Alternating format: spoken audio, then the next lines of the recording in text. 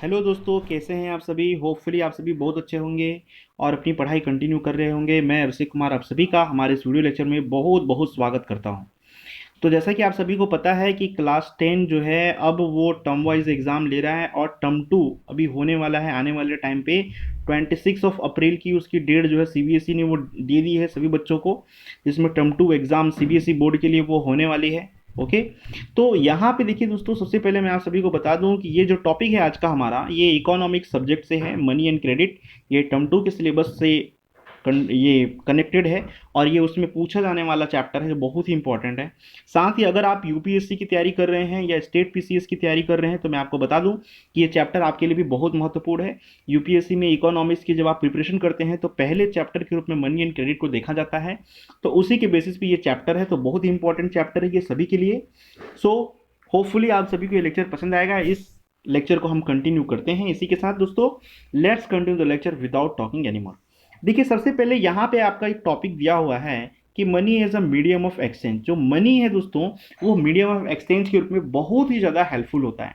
कैसे होता है, आइए इसके बारे में हम थोड़ा डिस्कस करें कि मनी जो है मीडियम ऑफ एक्सचेंज के फॉर्म पे कैसे हेल्पफुल होता है। तो अगर हम इसे देखें दोस्तों, देखिए क्या है कि मनी जो है वो किसी भी चीज़ के ट्रांजेक्शन के लिए वो बहुत ज़्यादा हेल्पफुल होता था, बहुत ज़्यादा हेल्पफुल होता है। किसी भी चीज़ का अगर आप ट्रांजेक्शन कर रहे हैं तो बहुत ज़्यादा हेल्पफुल है। जैसे मान के चलिए कि आप जाते हैं किसी शॉपकीपर के पास और शॉपकीपर को वहाँ पे आप बोलते हैं कि आपको जो है कोई वहाँ से कोई सामान खरीदनी है। जैसे मान के चलो कि आपको वहाँ से 5 kg का एक वहाँ से वीट खरीदना है, गेहूँ खरीदनी है। तो आप उसे क्या बोलोगे, आप उसे सीधे मनी ऑफर करोगे तो वो शॉपकीपर जो है आपको बोलेगा ठीक है भैया, इसके इतने दाम हुए, आप 5 kg गेहूं जो है आप यहाँ से ले जाओ, आटे जो है आप यहाँ से ले जाओ। उसके बाद जो है आप आराम से उसको ले जाओगे।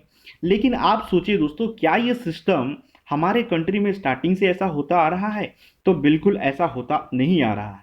तो इस बात को समझने के लिए आपको क्या समझना पड़ेगा, इस बात को समझने के लिए आपको समझना पड़ेगा बार्टर सिस्टम। तो बड़े ध्यान से समझिएगा, बार्टर सिस्टम जो है वो बहुत ही इंपॉर्टेंट है और बहुत सारे एग्जाम में ये पूछा भी जा चुका है बार्टर सिस्टम के बारे में। अगर आपको ये समझ में आ जाता है तो बड़ी खुशी होगी आपको भी और मुझे भी। तो देखिए दोस्तों, एक्चुअली क्या होता है, हम बात करेंगे वैदिक एज के टाइम पे या इंडस वैली के टाइम पे क्या हुआ था कि उस टाइम पे तो कोई कॉइन चलती नहीं थी या किसी प्रकार के किसी भी मनी का वहां पे बोलबाला नहीं था। तो उस टाइम पे क्या होता था ना, जैसे मान के चलिए कि दो बंदे हैं, मान के चलो कि ये एक पर्सन है, इसका नाम ए है, और दूसरा पर्सन है जिसका नाम यहाँ पे क्या है, बी है। इसके पास मान के चलिए कि क्या है, ऑनियन है, इसके पास मान के चलिए क्या है, पोटैटो है। अब मान के चलिए कि ये जो ए है, इसे जो है क्या चाहिए, पोटैटो खरीदनी है। तो ये क्या करेगा, ये सीधे जाएगा पोटैटो वाले के पास और बोलेगा भैया मुझे आप पोटैटो दे दो। तो क्या पोटैटो वाला बोलेगा कि आप ले जाओ? बिल्कुल नहीं। क्यों नहीं बोलेगा? क्योंकि देखिए ऐसा होता था कि अगर मान के चलिए कि इस पोटैटो वाले को भी ऑनियन चाहिए होगी तो वो बोलेगा हाँ भाई ले जाओ। अगर उसे ऑनियन नहीं चाहिए बल्कि उसे क्या चाहिए, मान के चलिए उसे कोई और चीज खरीदनी है, मान के चलिए उसे बिस्किट खरीदनी है, तो वो क्या बोलेगा कि भैया आप ले जाओ, आप ये पोटैटो ले जाओ और मुझे ऑनियन दे जाओ। ऐसा थोड़ी ना बोलेगा, उसे तो बिस्किट खरीदनी है।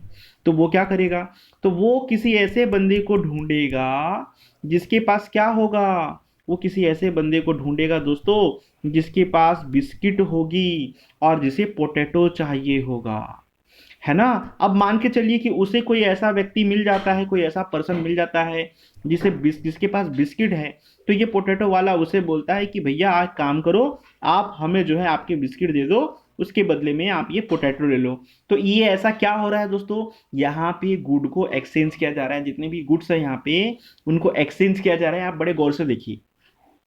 तो यहाँ पे ये बिस्किट वाला बोलेगा कि भैया मुझे पोटैटो नहीं, मुझे ऑनियन चाहिए।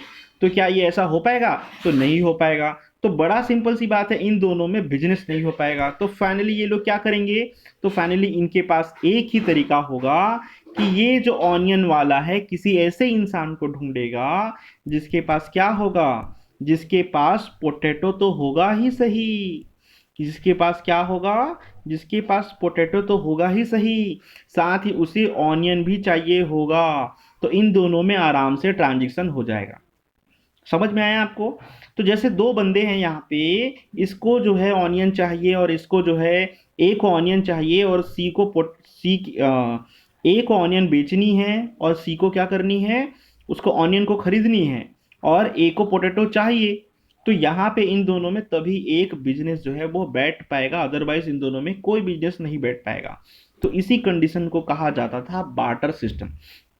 बार्टर सिस्टम में क्या करते थे ना दोस्तों, लोग जो है अपने गुड्स को एक्सचेंज करते थे। गुड्स को एक्सचेंज करने के बाद वो अपने सामानों को खरीद लेते थे, जो जो जिसको जिसको सामान चाहिए। लेकिन ये बड़ी ही कठिनतम मेथड था, बहुत ही हार्ड मेथड था, क्योंकि आपको इसमें ऐसे बंदे को खोजना पड़ेगा जिसको जो है आप जो सामान आपके पास है वो उसे चाहिए होगा, और उसके पास जो है वो आपको चाहिए होगा। तो ऐसे कंडीशन को हम क्या कहते हैं? तो ऐसे कंडीशन को ही हम कहते हैं दोस्तों, क्या कहते हैं? ऐसे कंडीशन को हम जानते हैं डबल कोइंसिडेंस ऑफ वांट के नाम से जानते हैं। क्या कहते हैं? Double coincidence of want. और यही बार्टर सिस्टम भी कहलाता है। तो अगर आपके एग्जाम में पूछा जाए what is the double coincidence of want, तो आप आंसर दे पाओगे कि नहीं? मुझे पूरी उम्मीद है कि आप इसको एक्सप्लेन कर पाओगे। ओके, आप सेम एग्जाम्पल भी दे सकते हो, आपके लिए बहुत ही फायदेमंद होगा। तो यहाँ पे क्या होता है, जब डबल कोइंसिडेंस हो, यानी दोहरा इत्तेफाक हो कि दोनों बंदों को, जैसे मान के चलिए ए भी है यहाँ पे क्या है, ए भी है, ये ए है मान के चलिए, और ये बी है। तो दोनों को जो है एक दूसरे की चीजें अगर चाहिए होंगी, तब तो दोनों के बीच में एक बिजनेस रिलेशन बन जाएगा, और वहां पे double coincidence of want successful होगा, और ये बार्टर सिस्टम सक्सेस होगा। अगर नहीं चाहिए होगी तो भाई ए को जो है पूरे दिन खोजना पड़ेगा, अपने उस बंदे को खोजना पड़ेगा जिसे उसकी सामान चाहिए होगी, और वो जो चाहता है वो सामान उसके पास हो। ओके, तो होपफुली आपको समझ में आ चुका होगा ये टॉपिक। तो हम ये लेक्चर को जो है ऐसे ही कंटिन्यू करेंगे, टॉपिक वाइज हम धीरे धीरे करके कंप्लीट करते चलेंगे, ताकि आप आसानी से ये वीडियो देख सको और आपको बर्डन भी ना लगे। ओके, सो इस लेक्चर को अभी हम यहीं तक रखते हैं, नेक्स्ट लेक्चर में जल्दी ही अपलोड करता हूं दोस्तों। Good luck to all of you, thanks for watching one second.